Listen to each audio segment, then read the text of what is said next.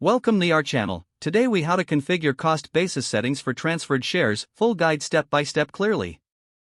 To configure cost basis settings for transferred shares, begin by logging into your brokerage account. Locate the section for managing your portfolio or holdings. Find the transferred shares that need configuration. Select the option to edit or adjust the settings for those shares. Look for a subsection labeled cost basis or tax lot method. Understand the available cost basis methods, such as FIFO, LIFO, or specific identification. Choose the method that best suits your tax strategy and investment goals.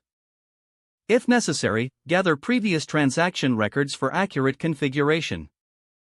Enter the original purchase price and date for the transferred shares. Double-check for any adjustments like stock splits or dividends. If applicable, allocate any specific gains or losses associated with these shares. Review all entered information for accuracy before finalizing. Save your changes to ensure the new cost basis settings are applied. Confirm that the updated settings reflect correctly in your account summary. Consider documenting the changes for your personal records. Stay informed about any tax implications related to your chosen cost basis method. Regularly review your cost basis settings, especially after future transactions. This will help maintain accurate reporting for tax purposes. Keep an eye on updates from your brokerage regarding cost basis calculations. Utilizing these settings effectively can enhance your investment tracking and tax planning.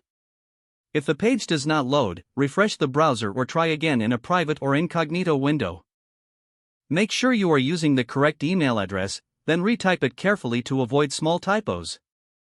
If your password is not accepted, use the reset option and check your spam folder for verification or security emails, then complete any requested confirmation steps. Enable two-factor authentication if available to improve account security and reduce unauthorized access risk. After signing in, review your profile details so your contact information and settings are accurate and current.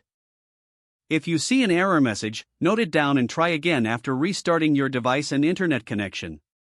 Log out when you finish, especially on shared devices, to keep your account and payment information secure. If the page does not load, refresh the browser or try again in a private or incognito window. Don't forget to like this video and subscribe to our channel for more step-by-step tech guides.